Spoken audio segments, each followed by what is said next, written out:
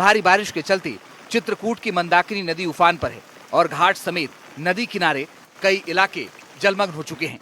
हालात इतने गंभीर हो गए हैं कि सड़कों पर अब वाहन नहीं, नावें चलती नजर आ रही हैं। कई दुकानें और घरों में पानी घुस गया है, जिससे स्थानीय लोगों को भारी नुकसान उठाना पड़ रहा है। एसडीआरएफ और स्थानीय पुलिस की टीमें लगातार निगरानी कर रही हैं। प्रशासन ने नदी किनारे रहने वाले लोगों से सुरक्षित स्थानों पर जाने की अपील की है। ये तस्वीरें छतरपुर जिले की हैं। बुलंदशहर के करीब 100 घरों में पानी भर गया है और लोग अपना काम नहीं कर पा रहे हैं। शहर में जो नाले हैं उसमें इतना पानी है कि दुकानों में भर गया है। प्रशासन ने कक्षा 1 से 8वीं तक के सभी स्कूलों को बंद करने का फैसला लिया है। Bureau report, NDTV India. उधर बिलासपुर में ट्रैफिक दुरुस्त करने आए और सड़क दुर्घटनाएं रोकने के लिए शहर से दूर बाईपास बनाया गया है। मोपका सेंदरी बाईपास बनाते हुए सोचा गया कि इस शहर में भारी वाहनों की एंट्री रुकेगी। बने हुए 10 साल भी पूरे नहीं हुए और ये सड़क बाईपास के नाम पर मजाक बन गया है। 14 किलोमीटर के इस स्ट्रेच से निकलना किसी एडवेंचर से कम नहीं है।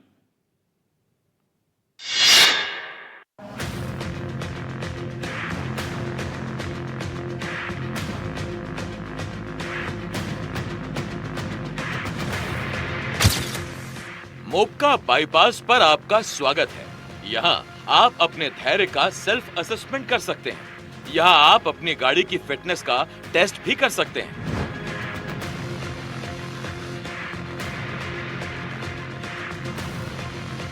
चौदह किलोमीटर लंबी इस सड़क से अगर आप और आपकी गाड़ी सकुशल निकल गई तो फिर आप एडवेंचर स्पोर्ट्स के लिए क्वालिफाई कर सकते हैं।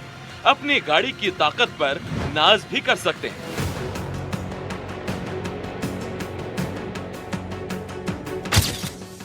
ये सड़क साल 2016 में बनी। बस 9 साल पहले इसे बनाने में सिर्फ 35 करोड़ 88 लाख का खर्चा आया। सिर्फ इसलिए कि अपनी सरकारों के पास पैसों की कहां कोई कमी है।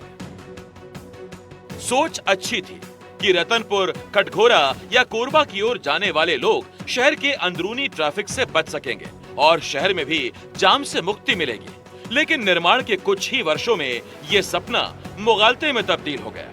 सड़क उखड़ने लगी। कोई बात नहीं, 5 करोड़ और आ गए। इस बार मरम्मत के लिए 9 साल में 40 करोड़ से अधिक का खर्चा आपके लिए किया गया। सरकार आपकी खातिर भला और क्या कर सकती है।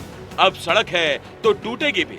सुना नहीं आपने पड़ोसी राज्य के मंत्री जी को कि गड्ढे कहां नहीं होते, बरसात में होते हैं। और कभी जब हैवी रेन होता है जिसकी कल्पना नहीं होती, तो अभी तो जरा राज्य मुझे बता सकते हैं आप लोग कि कौन सा ऐसा राज्य है जहां पर सड़कों पे अभी गड्ढे नहीं हुए। हम आपको दिखाना चाहेंगे कि ये सड़क की जो दशा है वो कैसी है और लोग कितने परेशान हो सकते हैं, इसका अंदाजा आप इस वीडियो के माध्यम से लगा सकते हैं। हम आपको दिखाना चाहेंगे कि ये जो गड्ढा है ये देख सकते हैं, ये लगभग 2 फीट है और अगर इसकी कुल लंबाई अगर मापा जाए तो लगभग 3-3.5 फीट का ये गड्ढा है और इसमें प्रतिदिन हजारों की संख्या में राहगीर जो है वो सफर करते हैं और अपने जान जोखिम में डालकर इस रोड पे सफर करते हैं। और लगातार मांग होने के बाद भी बिलासपुर से जो बाईपास रोड है ये आज तक नहीं बन सका। इसी का खामियाजा आम जनों को भुगतना पड़ता है और आए दिन इस सड़क में बड़ी दुर्घटनाएं होती रहती है।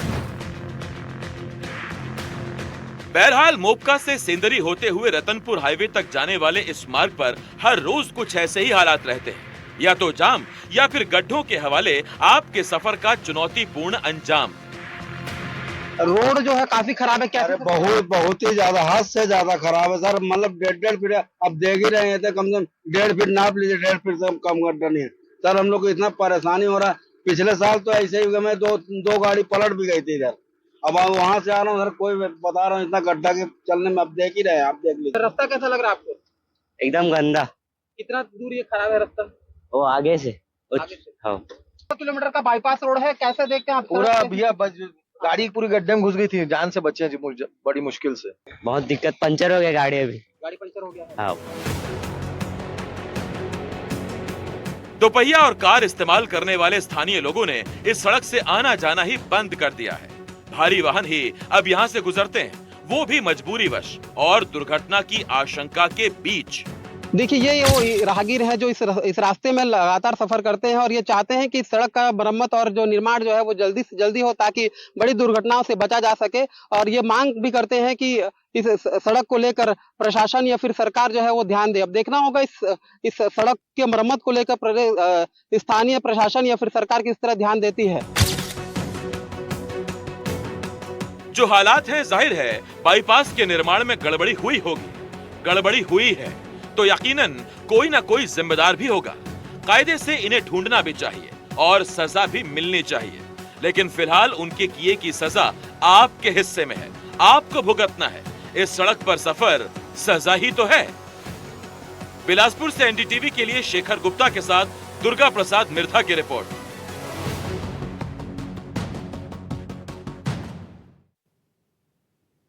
तो सड़क में गड्ढे हैं या गड्ढों में सड़क है, समझ नहीं आ रहा है। चलिए आगे बढ़ते हैं। एक हत्याकांड के बाद दूसरा हत्याकांड, कुछ यही हो रहा है बिहार में।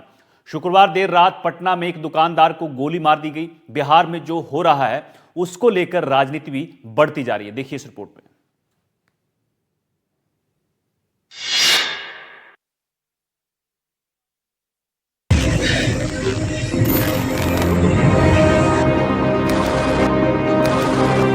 बिहार में एक के बाद एक हत्याकांड। व्यापारी हो या स्कूल संचालक, अपराधी आते हैं, गोली मारकर चले जाते हैं, कहीं डायन बताकर हत्या कर दी जाती है। शुक्रवार रात पटना के रामकृष्ण नगर इलाके में बदमाशों ने एक दुकानदार को दुकान में घुसकर सिर में गोली मार दी। इस हमले में दुकानदार की मौत हो गई। मृतक दुकानदार विक्रम कुमार झा दरभंगा का निवासी था। प्रत्यक्षदर्शियों के मुताबिक बदमाश दुकान में घुसे और दुकानदार को सीधे सिर में गोली मारकर फरार हो गए। गोली लगते ही दुकानदार मौके पर ही अचेत होकर गिर पड़ा। घटना की सूचना मिलते ही आसपास के लोगों में अफरा तफरी मच गई और भारी भीड़ मौके पर जुट गई। विक्रम को इलाज के लिए अस्पताल भिजवाया, जहां उसकी मौत हो गई। विक्रम झा करीब साल भर से पटना में मिनी मार्ट चलाते थे। 6 साल की बच्ची और अपनी पत्नी के साथ रहते थे। मार्ट के ऊपर ही उनका मकान था। ये घटना रात करीब 10:30 बजे की है। बताया जा रहा है कि 3 बदमाश बाइक से आए और गोली मारकर फरार हो गए। इस घटना से लोगों में दहशत है, लोग परेशान हैं। सवेरे पर पता चला कि गोली लग गया, खून गिरा हुआ था, तो इसको लिए हम लोग सवेरे आए तो देखे। उसके बाद अभी तक दुकान बंद देखे और विशेष कोई पता तो नहीं लगा अभी तक। बहुत अच्छा आदमी थे, कहूँ कोई दिक्कत नहीं है, किराना दुकान से बहुत बढ़िया स्वभाव के थे। और ऐसे आदमी, इतना व्यवहारिक आदमी को हत्या हो जा रहा, बहुत दुख की बात है। अंदाजा तो नहीं है, लेकिन आदमी यहाँ पे उनके साथ कोई मैटर हो ही नहीं सकता है। हम लोग भी बराबर दुकान में जाते थे, आज तक ऐसा आदमी ही नहीं था कि किसी को थोड़ा जोर से भी बोल दे कि उनको बुरा लगे। रहते तो करीब 1 साल से रह रहा था और हम तो अंदर रूम में थे, पता नहीं कब क्या हुआ। जब हम आवाज़ सुने जहाँ तो बोले अपना बच्चा को जाकर देखो क्या हो रहा है। हम तो पैर से लाचार है, बुआ देख रहे हैं। तो वही देखे बोले कि कुछ हो गया है, सो वहाँ पर बाहर हल्ला कर रहा है। तो बोले देखो, तो वही बोली कि विक्रम अंकल को एक्सीडेंट हुआ है। तो बाहर निकले तब तक देखे उसको ले जा रहा था लोग। बहुत अच्छे इंसान थे, हम बता नहीं सकते हैं कि कितना अच्छा इंसान थे। ये पूरे मोहल्ला से पूछ लीजिए, आपको कोई ना बोलेगा इतना अच्छा वो आदमी थे, बहुत अच्छा। कभी सोचे नहीं थे कि इस तरह का घटना होगा। पिछले कुछ दिनों में बिहार की राजधानी पटना एक के बाद एक क्राइम से दहल उठी है। दुकानदार हत्याकांड के साथ ही बिहार के वैशाली से लूट और गोलीबारी की खबर आई। यहाँ अपराधियों ने एक मक्का व्यवसायी को गोली मारकर 20,000 रुपए लूट लिए। अपराधियों ने मक्का कारोबारी दीपक शाह को गोली मार दी, लेकिन गोली लगने के बाद भी दीपक हिम्मत दिखाते हुए खुद बाइक चलाकर एक दुकान पर पहुंचे और रिश्तेदारों को जानकारी दी। गंभीर हालत में उन्हें इलाज के लिए अस्पताल में भर्ती कराया गया है। बिहार में बिगड़ती कानून व्यवस्था कहीं न कहीं डबल इंजन सरकार के लिए एक बड़ा चैलेंज बना हुआ है। पिछले 1 सप्ताह के भीतर लगभग 15 से ज़्यादा हत्याएं कहीं न कहीं बिहार सरकार के लिए एक बहुत बड़ा सरदर्द बना हुआ है। जिस तरीके से पूरा विपक्ष नीतीश कुमार की सरकार को घेरते नजर आ रहा है, वहीं बिहार सरकार जिस तरीके से बिहार में हत्याएं हो रही है, कहीं न कहीं उस पर घिरते नजर आ रही है।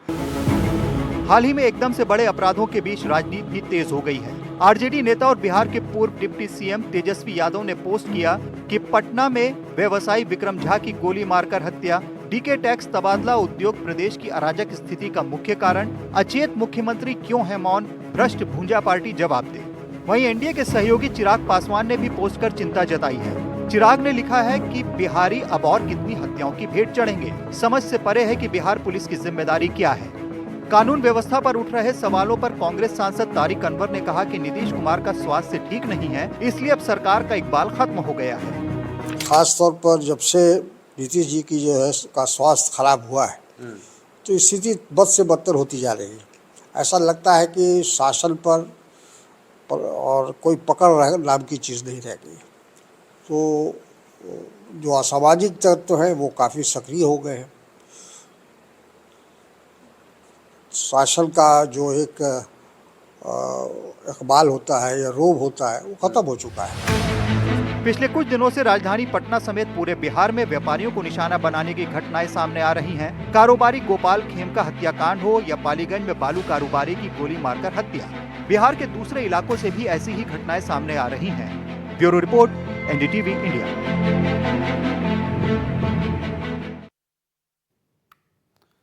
बात करते हैं गुरुग्राम के राधिका यादव मर्डर केस की। गुरुग्राम में पुलिस ने हत्या के आरोपी पिता दीपक यादव को कोर्ट में पेश किया।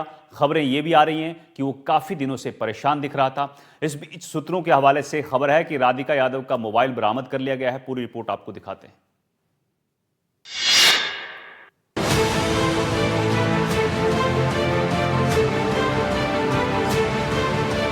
दिल्ली से सटे गुरुग्राम में हुए टेनिस स्टार राधिका यादव की हत्या ने सनसनी मचा दी है, क्योंकि हत्या का आरोप उसके पिता दीपक यादव पर ही लगा है। लेकिन हत्या की वजह क्या थी, इसे लेकर पुलिस की जांच जारी है। 10 जुलाई को दीपक यादव ने अपनी बेटी राधिका यादव की गोली मारकर हत्या कर दी, जिसके बाद पुलिस के सामने उसने अपना जुर्म भी कबूल कर लिया। हालांकि इसके बाद से हत्या के कई एंगल सामने आ रहे हैं, कई सवाल हैं। क्या राधिका की टेनिस एकेडमी से नाराज था पिता? क्या राधिका का एक गाने का वीडियो सामने आने से पिता नाराज था? क्या हत्या के पीछे पैसा था? इस तरह के कई सवाल हैं जिसके जवाब ढूंढे जा रहे हैं। इस बीच राधिका के पिता दीपक यादव की एक दिन की पुलिस रिमांड के बाद कोर्ट में पेशी हुई थी। कोर्ट ने 14 दिन की न्यायिक हिरासत में भेज दिया। सूत्रों के मुताबिक पुलिस की पूछताछ में दीपक को लेकर कई तरह की बातें सामने आ रही हैं। मानसिक रूप से परेशान था दीपक यादव। 15 दिन से सोया नहीं था आरोपी दीपक। बेटी की कमाई वाले तानों से था परेशान। राधिका को एकेडमी बंद करने को कहता था। पिता की काउंसलिंग करती थी राधिका। राधिका कहती थी, आपने मुझ पर 2.5 करोड़ खर्च किए। राधिका कहती थी, मैं बच्चों को ट्रेंड करके दिखाऊंगी। पिता के दबाव में सोशल मीडिया से दूर हुई राधिका का मकसद अनसुलझा सा रह गया, क्योंकि हत्यारे को कोर्ट ने महज 1 दिन की रिमांड के बाद जेल भेज दिया है और पुलिस ने उसकी रिमांड केवल 2 दिन की मांगी थी, जिसमें कोर्ट ने 1 दिन की रिमांड ग्रांट की। और आज दोबारा से जब कोर्ट में आरोपी को पेश किया गया तो पुलिस ने उसकी कोई रिमांड नहीं मांगी और कोर्ट ने उसे जेल भेज दिया। तो कुल मिलाकर इस मामले की जांच अब लगभग आरोपी से पूछताछ के तौर पर बंद होने को है, क्योंकि आरोपी ने जो कहानी बताई वही कहानी पुलिस ने बताई। पुलिस ने इस मामले की जांच को खास तौर पर आगे नहीं बढ़ाया। आरोपी ने कहा कि वो इस बात से नाराज था कि उसकी बेटी टेनिस एकेडमी चलाती है और इसी बात को लेकर गांव के लोग उसको ताने मारते थे कि तुम अपनी बेटी की कमाई पर जी रहे हो। इसी बात से वो नाराज था और बेटी की हत्या कर दी। लेकिन इस मामले को लेकर बहुत तरह के सवाल हैं, क्योंकि एनडीटीवी ने दीपक यादव जो कि हत्यारा है, कातिल है, उसके गांव के लोगों से बात की, उसके बहुत ही करीबी दोस्तों से बात की, जो उसकी बेटी राधिका यादव है उसके कोच से बात की, जिनको वो टेनिस सिखाती थी उनसे बात की। ये कोई भी मानने को तैयार नहीं है कि दीपक यादव महज इसलिए अपनी बेटी की हत्या कर देगा कि वो टेनिस एकेडमी बंद करवाना चाहता था। पिता ने यही कहा कि बेटी टेनिस में फोकस करना चाहती थी, इसीलिए उसने सोशल मीडिया अकाउंट्स बंद कर दिए हैं। तो क्या महज टेनिस एकेडमी बंद करवाने के लिए इस पूरे हत्याकांड को अंजाम दिया गया, या इसके पीछे कोई ऐसी वजह है जो कि सामने नहीं आ पा रही है, या सामने लाया नहीं जा रहा है, इसको लेकर कई तरह के सवाल हैं। इस बीच सूत्रों के हवाले से खबर है कि राधिका यादव का मोबाइल बरामद कर लिया गया है। कहा जा रहा है कि ये इस केस में कई खुलासे कर सकता है। खबरों के मुताबिक राधिका के मोबाइल को फॉरेंसिक जांच के लिए भेजा गया है। ये सामने आ रहा है कि राधिका ने पहले ही अपना सोशल मीडिया अकाउंट डिलीट कर दिया था। एनडीटीवी ने बहुत लोगों से बात की और उस बातचीत में ये बात निकलकर सामने आई कि जो राधिका थी वो कहीं ना कहीं तनाव में थी, वो पाबंदियों में थी, ये भी बात निकलकर सामने आई। सोशल मीडिया जो चैट्स हैं उसके वो नहीं मिले हैं पुलिस को, क्योंकि उसने काफ़ी पहले ही अपने जो सोशल मीडिया अकाउंट्स थे वो डिलीट मार दिए थे अपने पिता के कहने पर। यह भी पुलिस को जानकारी मिली है और पुलिस ने राधिका के मोबाइल को फॉरेंसिक जांच के लिए भेज दिया है। राधिका यादव की आखिरी चैट सामने आई है। राधिका ने ग्राउंड कोऑर्डिनेटर को मैसेज किया था। आइए आपको बताते हैं कि आखिरी चैट में राधिका ने क्या मैसेज किया था। राधिका ने लिखा था, मैं आऊंगी कल, क्या सुबह ग्राउंड खेलने के लिए मिल पाएगा? सवाल यह है कि आखिर हत्या क्यों हुई? हमने राधिका मर्डर केस के आरोपी उसके पिता दीपक यादव के दोस्त से बात की। हत्या के पीछे क्या वजह हो सकती है?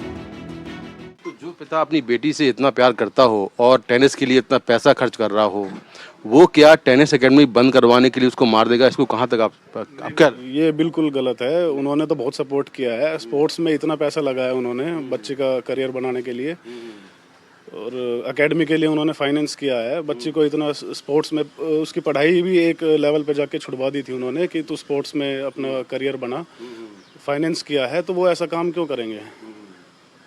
ये तो पॉसिबल नहीं है। आपको क्या वजह लगती है? आप तो परिवार के बहुत क्लोज हैं। वजह तो हमें भी पता नहीं चल पा रही है अभी तक। बस आप लोगों के सोर्स जो है उसी से ही सुनने में आ रहा है, जो आ रहा है वही सोर्स है। बाकी परिवार से कोई कांटेक्ट हमारा हुआ नहीं है उसके बाद से। ये भी कहा जा रहा है कि राधिका के पिता उसके म्यूजिक वीडियो से भी नाराज थे, जो काफी वायरल हुआ था। इस वीडियो में वो इनामुल हक नाम के शख्स के साथ दिख रही है। इनामुल हक सोशल मीडिया पर काफी सक्रिय हैं और कॉमेडी और म्यूजिक वीडियो पोस्ट करते रहते हैं। वायरल वीडियो भी 1 साल पुराना बताया जा रहा है। एनडीटीवी से बातचीत में इनामुल हक ने कहा कि राधिका के साथ उनका कोई कनेक्शन नहीं है। प्लीज यहाँ पर आइए और इनको ना एक्टिंग में काम करने का मन है। राधिका ने उनको बोला, जो मेरी एक फीमेल, इनको नाम भूल रहा हूँ क्योंकि टाइम हो गया, 3 साल हो गए इस बात को, तो इनको एक्टिंग में काम करने। अब मैं दिल्ली में आया हूँ, सारे काम मुंबई होते हैं, तो मैंने बोला कुछ होगा तो बताऊंगा। मेरी वहां पर कोई बातचीत नहीं हुई राधिका से। ये कितनी पुरानी बात है? Sir tennis premiere league Punjab tiger, उसकी फुटेज भी होगी इंटरनेट पर। आई थिंक गाना 1.5 साल 2.5 साल। ये भी कहा जा रहा है कि दीपक को अक्सर अपनी बेटी की कमाई पर निर्भर रहने के लिए ताने मारे जाते थे। दीपक आर्थिक रूप से संपन्न है और अलग अलग प्रॉपर्टीज से किराया भी आता है, लेकिन बेटी को लेकर जो ताने मिलते थे उससे वो परेशान था। फिलहाल हत्या की असली वजह क्या है, ये जल्द ही सामने आ सकती है। गुरुग्राम से Mukesh Singh singer, NDTV India. Haridwar से गंगा जल लेकर कांवड़िए अलग अलग जगहों पर पहुंच रहे हैं और उनके रूट में जो शराब की दुकानें आएंगी उनके ऊपर पर्दा लगा रहेगा। आखिर कांवड़ियों के बीच इसका क्या संदेश जा रहा है? हमने कांवड़ियों से ही ये सवाल पूछा है। रिपोर्ट देखिए आप।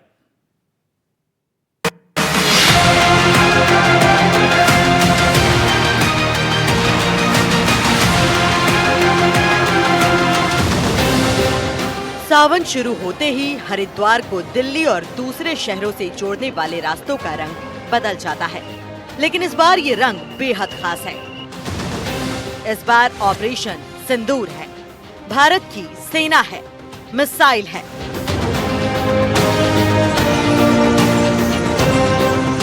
क्या खास बात है भाई? बोले ये हमने जो हमारे देशभक्त थे ना, हमने उनके लिए बनवाई थी। ऑपरेशन जो सिंदूर चला था पाकिस्तान के खिलाफ, हमने बोले उसके पर्पस से बनाई थी। वाह, क्या जज्बा है, क्या हौसला है। पीछे भी बोले, आगे भी बोले, बीच में भारतीय सेना का ब्रह्मोस मिसाइल का ये एक मॉडल भी है। और इन बच्चों ने, नौजवानों ने ये सोचा, इसे बनाया और ये इस तरीके से ये मॉडल है। और कह भी रहे हैं कि इसको ट्रॉली को खींच कर ले जाने में 3 लोग 4 लोग लगते हैं। तो वंदे मातरम के भी नारे लग रहे हैं, भारतीय सेना जिंदाबाद के भी नारे लग रहे हैं, जहां हर हर बम बम बम बम भोले की बात होती है ना। ये हिंदुस्तान में कांवड़ यात्रा के अलग अलग रूप के दर्शन आपको मिल रहे हैं। लेकिन इसी रूट पर शराब की दुकानें भी हैं, जिन्हें अब पर्दे के पीछे छुपाया जा रहा है। हमने कांवड़ियों से पूछा कि अगर मांस बेचने वाली दुकानें बंद करा दी गई हैं, तो शराब की दुकानों को सिर्फ पर्दे के पीछे छिपा देना क्या काफी है? तो भाई मीट की दुकानें बंद है तो शराब की दुकानें भी क्यों नहीं बंद होनी चाहिए? बंद होनी चाहिए। क्यों? बस शराब कोई गंदी चीज है, न कोई पी नहीं सकता, तो ये बंद होनी चाहिए। इसलिए तो उसका भी सेवन बंद मना किया गया, इसीलिए वो भी बंद होनी चाहिए। हाँ जी।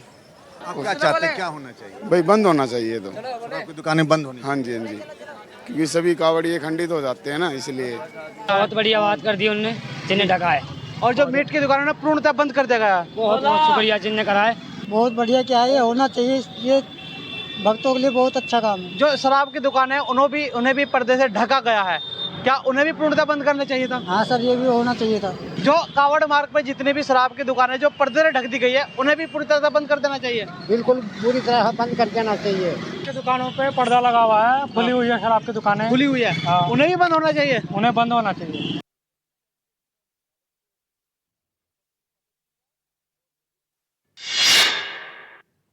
तो ट्रेंडिंग न्यूज में मेरे साथ इतना ही। आप देखते रहिए NDTV राजस्थान। नमस्कार।